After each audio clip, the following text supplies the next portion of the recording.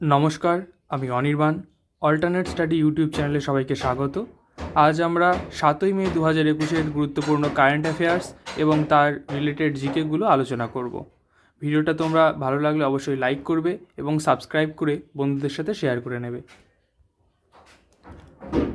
প্রথম কারেন্ট অ্যাফেয়ার্সটা বলছে, Raman Meenakshi Sundaram has been appointed as Director of Indian Institute of Rice Research, an arm of the Indian Council of Agricultural Research, where is the headquarter of IIRR অর্থাৎ Indian institute of rice research এর headquarter কোথায় সেটা জিজ্ঞেস করছে। এই Indian institute of rice রিসার্চের সম্প্রতি নতুন ডিরেক্টর নিযুক্ত হয়েছেন রমন মীনাক্ষী সুন্দরম। সেই IIRR তার হেডকোয়ার্টার কোথায় এটা আমাদের জিজ্ঞেস করছে। Option A New Delhi, option B Pune, option C Kolkata অথবা অপশান ডি হায়দ্রাবাদ। এটার উত্তর হয়ে যাবে অপশান ডি হায়দ্রাবাদ। এবং আমরা কোশ্চেনটা থেকেই বুঝতে পারলাম যে এই যে Indian institute of rice research এটা কার আন্ডারে কাজ করে? Indian council of agricultural research এর আন্ডারে কাজ করে। এইটা সম্পর্কে আমরা একটু পড়ে নেব যে IIRR সেটাই বলছে যে Indian institute of rice research সেটা কাজ করে ইন্ডিয়ান কাউন্সিল অফ এগ্রিকালচারাল রিসার্চের আন্ডারে। নেক্সট বলছে director of Indian council of agricultural রিসার্চকে, তাহলে এই যে IIRR এটার ডিরেক্টর তো আমরা পেলাম এক্ষুনি, রমনা মীনাক্ষী সুন্দরম।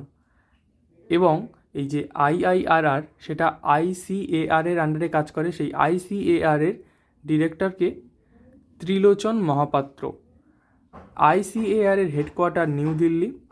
এবং ICARটা আবার কার আন্ডারে কাজ করে? সেটা কাজ করে department of agricultural research and education, যেটা মিনিস্ট্রি অফ এগ্রিকালচারের অধীনে। তাহলে মিনিস্ট্রি অফ এগ্রিকালচারের অধীনে হচ্ছে department of agricultural research and education, আর তার অধীনে আবার Indian council of agricultural research, সেটার অধীনে আমাদের যেটা কোশ্চেন ছিল Indian institute of rice research.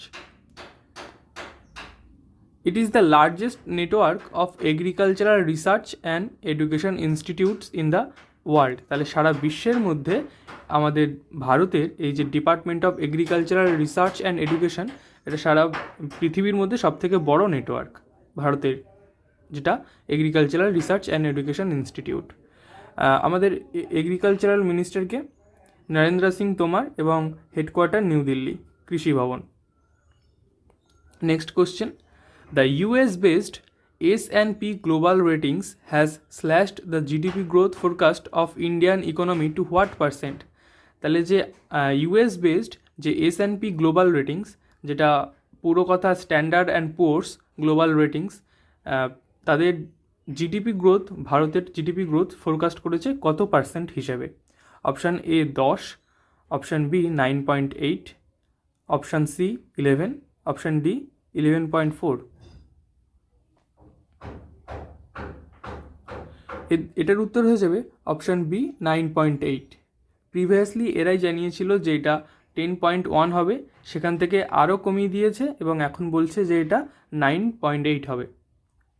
Next question, S&P global ratings সম্পর্কে আমরা দেখে নেব যে S&P গ্লোবাল রেটিংস, যেটার আগে নাম ছিল স্ট্যান্ডার্ড অ্যান্ড পোর্স, সেখান থেকে S&P হয়েছে সংক্ষেপে, is an American credit rating agency and division of S&P global. তাহলে পুরো কোম্পানিটা হলো S&P গ্লোবাল, যেটার একটা পার্ট হচ্ছে S&P global ratings, that publishes financial research and analysis on stocks, bonds and commodities. তাহলে এরা স্টকস, বন্ডস অ্যান্ড কমোডিটিস এদের উপরে ফাইন্যান্সিয়াল রিসার্চ করে এবং রিপোর্ট পেশ করে। S&P is considered the largest of the big three credit rating agencies, which also include Moody's Investor Service and Fitch Ratings। তাহলে এই Moody's Investor, এটা এদের নাম আমরা পরিচিত, এর সাথে Fitch Ratingsের সাথেও আমরা পরিচিত। এই সমস্ত রেটিং কোম্পানিগুলোর মধ্যে সবথেকে বড় হলো S&P global ratings.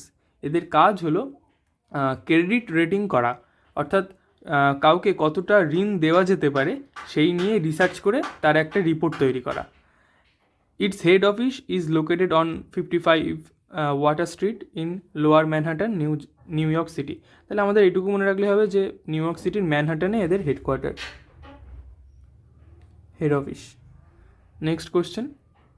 PM Narendra Modi and his counterpart of which nation have adopted an ambitious roadmap 2030 to elevate bilateral ties to a comprehensive strategic partnership? তাহলে PM নরেন্দ্র মোদী এবং তার কাউন্টারপার্ট অর্থাৎ তার সমতুল্য অন্য কোন দেশের নেতা যিনি অ্যাডপ্ট করেছেন an ambitious roadmap 2030 to elevate the bilateral ties to a comprehensive strategic partnership, যারা একটা রোডম্যাপ তৈরি করেছে। রোডম্যাপ মানে এখানে কিন্তু কোনো ম্যাপ নয়, এটা একটা পরিকল্পনা দুই দেশের মধ্যে, বাইল্যাটারাল মানে দ্বিপাক্ষিক, তো দুটো দেশ থাকবে এখানে, যাদের মধ্যে স্ট্র্যাটেজিক পার্টনারশিপ মানে বিভিন্ন ক্ষেত্রে ব্যবসা বাণিজ্য, আরও বিভিন্ন ধরনের ব্যবসা বাণিজ্য ছাড়াও অন্য বিভিন্ন ক্ষেত্রে নিজেদের মধ্যে চুক্তি করা, যে তাদের ভবিষ্যতের পরিকল্পনা কী হবে। সেগুলোর অপশান হচ্ছে option A US, option B Japan, option C UK অথবা অপশান ডি ইন্দোনেশিয়া। এটার উত্তর হয়ে যাবে অপশান সি ইউকে। ইউকের পিএম বরিস জনসনের সাথে নরেন্দ্র মোদী এই পরিকল্পনাটা নিয়েছেন। ইউএস এখানে তো অপশানে হতোই না, কারণ ইউএসের তো পিএম হয় না। নেক্সট কোশ্চেন, ইউকে পিএম সম্পর্কে আমরা এখানে তথ্য দেওয়া আছে যে UK prime minister Boris Johnson announced a new India UK trade investment worth 1 billion euro. তাহলে এই 1 বিলিয়ন ইউরো পরিমাণ টাকার, মানে 1 বিলিয়ন ইউরো ওদের টাকায় সেই পরিমাণ ইনভেস্ট করবে ইন্ডিয়া এবং ইউকের যে বিজনেস তার মধ্যে। This pacts were in areas such as migration and mobility, digital and technology, telecommunication, energy and medicines, counter-terrorism, beside agreeing to boost collaboration in dealing with climate change through a new partnership on renewable and power.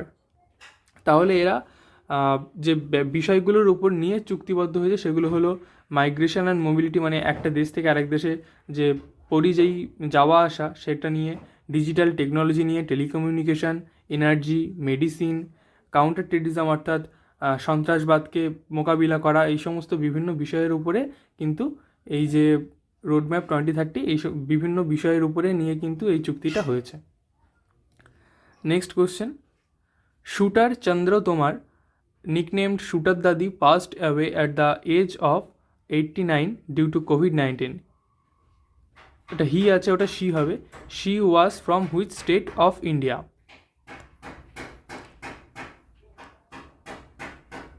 এটা she হবে। She was from which state on India, এটাও of হবে, which state of India. তাহলে shooter দাদি, যার nickname ছিল, তার আসল নাম হচ্ছে চন্দ্র তোমার। তিনি কোন স্টেটে, ইন্ডিয়ার কোন স্টেট থেকে বিলং করতেন, যিনি 89 বছর বয়সে কোভিড-19 মারা গেলেন? Option A UP, option B MP, option C Bihar, option D Haryana. Uttar Pradesh, Madhya Pradesh, Bihar নাকি হরিয়ানা? এটার উত্তর হয়ে যাবে অপশান এ উত্তরপ্রদেশ। এনার সম্পর্কে আমরা একটু দেখে নেব। Hailing from Baghpat village in Uttar Pradesh, তাহলে উত্তরপ্রদেশের বাগপত ভিলেজে থেকে ইনি বিলং করেন।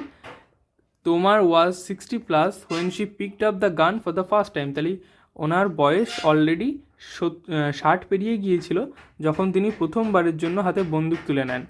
But went to win many national competitions for veterans, her feats ultimately inspiring the award winning Bollywood movie Saand Ki Aankh. তাহলে ইনি প্রথমবার যখন বন্দুক তুলে নেন হাতে তখন এনার বয়স অলরেডি 60+, তবুও ইনি ন্যাশনাল লেভেলে প্রচুর কম্পিটিশান জিতেছেন এবং এনারই জীবনী থেকে অনুপ্রাণিত হয়ে একটা মুভি তৈরি হয়েছে সম্প্রতি, যেখানে তাপসি পান্নু এবং ভূমি পেডনেকার আছেন। সেই মুভিটার নাম হলো সান্ড কি আঁখ। নেক্সট কোশ্চেন দেখে নেব। Maria Ressa has been conferred with world press freedom prize 2021 actually.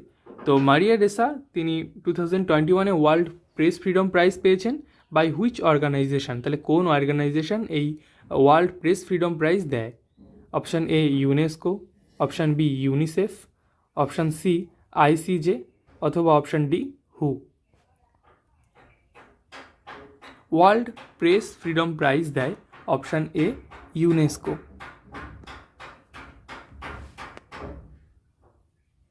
এই সম্পর্কে আমরা দেখে নেব। Maria Ressa has been named as the 2021 laureate of UNESCO অথবা Guillermo Cano world press freedom prize. প্রাইজটার যে আর্থিক মূল্য সেটা হচ্ছে $25,000 এবং পুরস্কারটার একটা নাম ইউনেস্কো প্রেস ফ্রিডম প্রাইজ বা Guillermo Cano world press freedom prize, দুটোই বলা হয়। Recognises outstanding contribution to the defence of promotion of press freedom specially in the face of danger. তাহলে এটা কাদেরকে রিকগনাইজ করে? যারা খুবই বিপদের সম্মুখীন হয়ে যারা সাংবাদিকতা করে। According to UNESCO, the prize was named after Guillermo Cano Isaza, the Colombian journalist. তাহলে এই পুরস্কারটা কার নামে নামাঙ্কিত? গুইলার্মো ক্যানো, যিনি একজন কলম্বিয়ান জার্নালিস্ট ছিলেন। এটা আমাদেরকে কিন্তু মনে রাখতে হবে যে ইনি একজন কলম্বিয়ান জার্নালিস্ট, তার নামে এই পুরস্কারটার নাম করা। UNESCO cited Resa's more than 3-decade career as a journalist, including her work as CNN's lead investigative reporter for Asia and as news chief of Philippine broadcast giant ABS-CBN. Recently, her citation added Resa had been the target of online attacks and judicial process for her investigative work and her position as CEO of Rappler. তাহলে ইনি র্যাপলারের CEO, এটা আমরা জানতে পারলাম। ইনি ফিলিপাইন্সের broadcasting একটা channel ABS-CBN এখানে কাজ করেছেন। এছাড়াও CNN-এর লিড ইনভেস্টিগেটিভ রিপোর্টার হিসেবে কাজ করেছেন এশিয়াতে প্রায় 3 দশক ধরে, অর্থাৎ 30 বছর ধরে। তো তার এই যে কাজের জন্য ইউনেস্কো তাকে এই পুরস্কারটা দিয়েছেন। Next question, which Indian organisation has launched the checkmate Covid initiative? Checkmate Covid initiative ভারতের কোন অর্গানাইজেশন লঞ্চ করেছে? Option A BCCI, option B DRDO, option C IIT Kharagpur অথবা অপশান ডি AICF। BCCI ক্রিকেটের, DRDO তো আমরা জানি defence research and development, IIT Kharagpur অথবা option D AICF। AICF হলো অল ইন্ডিয়া চেস ফেডারেশন। এখানে উত্তরটা হয়ে যাবে অল ইন্ডিয়া চেস ফেডারেশন। এই সম্পর্কে আমরা একটু পড়ে নেব। The all India chess federation has launched the checkmate Covid initiative to help the chess community affected by the pandemic. The initiative was launched at an online event in the presence of FIDE world chess federation president Arkady Dvorkovich, 5-time champion Viswanathan Anand, 5-time world champion Viswanathan Anand, world rapid chess champion Koneru Humpy, AICF এর president Sanjay Kapoor and secretary Bhagat Singh Chauhan. এখান থেকে আমরা প্রচুর তথ্য পেলাম যে তাহলে এই চেকমেট কোভিড-19 এটা চালু করেছে অল ইন্ডিয়া চেস ফেডারেশন। এই জন্য চালু করেছে যে যারা চেস কমিউনিটি অর্থাৎ চেস খেলার সাথে যারা যুক্ত, তাদের যে প্যান্ডেমিকের ফলে তারা যে প্রভাবিত হয়েছে, তাদের যে ক্ষতি হচ্ছে সেটাকে দূর করার জন্য তারা এই প্রকল্প চালু করেছে। এই এদের লঞ্চের অনুষ্ঠানে কারা কারা ছিল? ওয়ার্ল্ড চেস ফেডারেশন, যেটাকে সংক্ষেপে FIDE বলা হয়, তার যে প্রেসিডেন্ট আরকেডি দোরোকভিচ তিনি ছিলেন। আমাদের ভারতের বিশ্বনাথন আনন্দ ছিলেন, ইনি 5 বার ওয়ার্ল্ড চ্যাম্পিয়ন, এবং ওয়ার্ল্ড র্যাপিড চেস চ্যাম্পিয়ন কোনেরু হাম্পু ইনিও ছিলেন। AICF যেটা অল ইন্ডিয়া চেস ফেডারেশন, তার প্রেসিডেন্ট সঞ্জয় কাপুর তিনি ছিলেন, এবং সেক্রেটারিকে ভারত সিং চৌহান, ওটা তখন ভুল বলেছিলাম, এটা ভারত সিং চৌহান, তিনিও উপস্থিত ছিলেন। The idea is not just to help the chess community affected by Covid through financial aid, but also to have a team of doctors that works around the clock to provide the right assistance. তাহলে এদের উদ্দেশ্য শুধু এই নয় যে এরা আর্থিকভাবে সহায়তা করবে যারা ক্ষতিগ্রস্ত হয়েছে, বরং তার সাথে সাথে কী করবে যে একটা ডক্টরদের একটা টিম রেখে দেবে যারা 24 ঘন্টা এদের মানে অ্যাসিস্ট করবে বিভিন্ন ঠিকঠাক পদ্ধতিতে বিভিন্নভাবে যারা কোভিডে আক্রান্ত হবে। এখানে ওইগুলো আলাদা করে বলে দিয়েছে যে অল ইন্ডিয়া চেস ফেডারেশনের প্রেসিডেন্ট হলো Sanjay Kapoor, all India chess ফেডারেশনের হেডকোয়ার্টার চেন্নাইতে, এবং অল ইন্ডিয়া চেস ফেডারেশন প্রতিষ্ঠিত হয়েছিল 1951 সালে। Next question, nation's first drive in vaccination centre was inaugurated by MP Rahul Shewale in which city? তাহলে এই যে member of parliament Rahul Shewale তিনি কোন শহরে drive in vaccination centre inaugurate করেছেন অর্থাৎ উদ্বোধন করেছেন? Option A Chennai, option B Mumbai, option C Delhi, অথবা অপশান ডি হায়দ্রাবাদ। এটার উত্তর হয়ে যাবে অপশান বি মুম্বাই। এই ব্যাপারে আমরা একটু দেখে নেব যে বলছে the nation's first drive in vaccination centre was inaugurated by MP Rahul Shewale in Mumbai. এই যে drive in vaccination centre, drive ইনের মানে হলো কোনো জায়গাতে গাড়ি চালিয়ে গিয়ে, গাড়িতে করে গিয়ে সেখান থেকে কোনো সুযোগ সুবিধা পাওয়া বা কোনো ফেসিলিটি পাওয়া। This centre has been set up in the parking lot of Kohinoor square tower at দাদার। তাহলে দাদার এই জায়গাটাতে, মুম্বাইয়ের দাদার জায়গাতে কোহিনূর স্কোয়ার টাওয়ার যেটা, তার যে পার্কিং লট, এই জায়গাটার পার্কিং লটে এই ব্যবস্থাটা চালু করেছেন Rahul Shewale. This first of its kind drive in vaccination centre, তাহলে এটা এই ধরনের প্রথম কোনো ভ্যাকসিনেশন সেন্টার যেটা চালু হয়েছে। Facility has been made available to the citizens at the time when people with disabilities are facing difficulties in getting to the vaccination centre. তাহলে পিপল উইথ ডিসেবিলিটিস, যারা বিকলাঙ্গ, তাদের জন্য এই ব্যবস্থাটা চালু করা হয়েছে, যাতে তারা সুবিধা মতো এই কোভিড-19 ভ্যাকসিন পেয়ে যেতে পারে। The center also provides transportation facilities to the citizens who do not have their own vehicles. তাহলে যাদের নিজেদের গাড়ি নেই তাদের জন্য ট্রান্সপোর্টেশন ফেসিলিটিও আছে, অর্থাৎ তাদের জন্য আলাদা গাড়ির ব্যবস্থাও করা হয়েছে। The vaccination has been started and the facility is available for all sections of society. তাহলে ভ্যাকসিনেশন এদের চালু হয়ে গেছে এই প্রকল্পটার অলরেডি, এবং এটা সমাজের সমস্ত স্তরের মানুষদের জন্যই চালু করা হয়েছে। Next question, the world's longest pedestrian suspension bridge named Arauca was opened in which city? তাহলে পৃথিবীর সবথেকে লম্বা বা দীর্ঘ পেডেস্ট্রিয়ান সাসপেনশন ব্রিজ, পেডেস্ট্রিয়ান মানে পদযাত্রা, অ্যাকচুয়ালি যে পায়ে হাঁটা, যেটাকে আমরা ফুটপাথ বলি, তো সেই পেডেস্ট্রিয়ান মানে পায়ে হেঁটে যাওয়া যাবে সেরকম ব্রিজ, এবং সাসপেনশন ব্রিজ মানে যে ব্রিজের দুই দিকে থাকে দুটো পোল, যেটাকে খুঁটি বলি আমরা অ্যাকচুয়ালি, এবং ব্রিজটা ঝুলন্ত অবস্থায় থাকে, সেই জন্য একে সাসপেনশন ব্রিজ বলে। সেরকম একটা ব্রিজ যেটা বর্তমানে পৃথিবীর লংগেস্ট, তার নামও দিয়ে দিয়েছে আরাউকা। সেটা কোন দেশে সম্প্রতি সেটাকে ওপেন করা হয়েছে? Option A USA, option B China, option C Portugal, অথবা অপশান ডি স্পেন।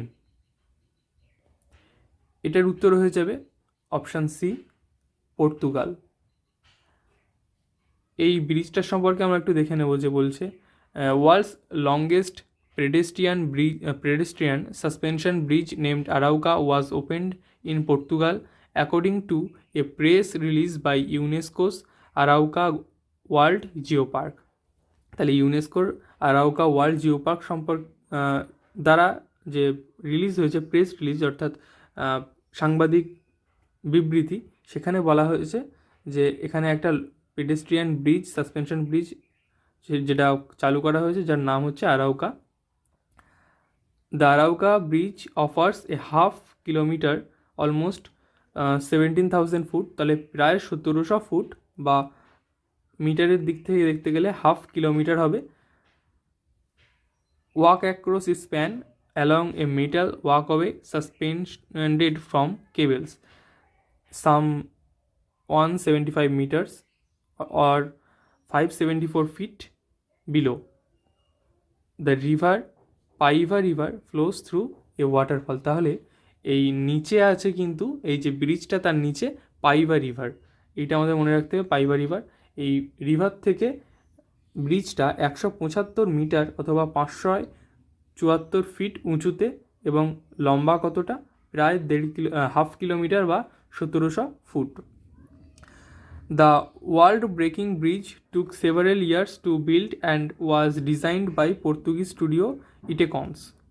তাহলে এই যে ইটেকনস কোম্পানি, এরা কিন্তু designer, it was constructed by Conduril. এটা কনস্ট্রাকশন কোম্পানির নাম কনড্রুইল কনস্ট্রাক্ট করেছে, এবং ডিজাইন করেছে কারা? ইটেকনস। এবং এই ব্রিজটা বানাতে খরচ পড়েছে $2.8 মিলিয়ন। পর্তুগালের প্রেসিডেন্ট হচ্ছে মার্সেলো রেবেলো ডু সৌসা, এবং পর্তুগালের ক্যাপিটাল লিসবন। পর্তুগালের currency euro. Next question, which state of India has announced Gopabandhu Sambadika Swasthya Bima Yojana for journalist? ভারতের কোন স্টেট এই গোপাবন্ধু সম্বাদিকা স্বাস্থ্য বিমা যোজনা চালু করেছে জার্নালিস্ট বা সাংবাদিকদের জন্য? Option A Odisha, option B Assam, option C Jharkhand, অথবা অপশান ডি ইউপি। এটার উত্তর হয়ে যাবে অপশান এ উড়িষ্যা। উড়িষ্যার সিএম নবীন পটনায়ক এবং governor Ganeshi Lal.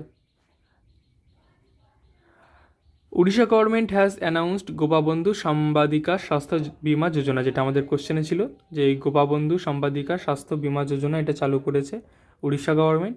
Orissa has declare the journalists as frontline Covid warrior. তাহলে উড়িষ্যা কিন্তু তাদের যে জার্নালিস্ট তাদেরকে ফ্রন্ট লাইন কোভিড ওয়ারিয়ার হিসেবে ঘোষণা করেছে। অর্থাৎ যারা জার্নালিস্ট কাজ করছে জার্নালিজম নিয়ে তাদেরকে মানে ফ্রন্টলাইন কোভিড ওয়ারিয়ার্স হিসেবে ঘোষণা করেছে, এবং তাদের আওতায় এসছে মোট 65,000 অর্থাৎ 6500 বা 6500 জার্নালিস্টকে তারা এই আওতায় এনেছে। Under the Gopabandhu Sambadika Swasthya Bima Yojana a health insurance cover of রেস 2 lakh will be provided to each journalist. তাহলে এই স্কিমের আন্ডারে প্রত্যেকটা এই যে 6500 জার্নালিস্টের নাম নথিভুক্ত করা হয়েছে তাদের প্রত্যেককে 2 লাখ টাকার ইন্স্যুরেন্স করানো হবে, লাইফ ইন্স্যুরেন্স করানো হবে। Under the scheme financial assistance of 15 lakh will be provided to the families of journalists who died from COVID-19 while performing duty.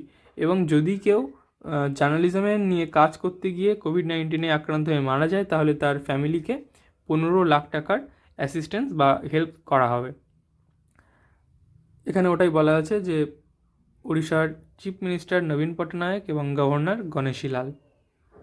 Next question এবং last question, the former cricketer and coach Nuwan Zoysa has been banned from all cricket for 6 years for breaching 3 offences in the ICC anti corruption code.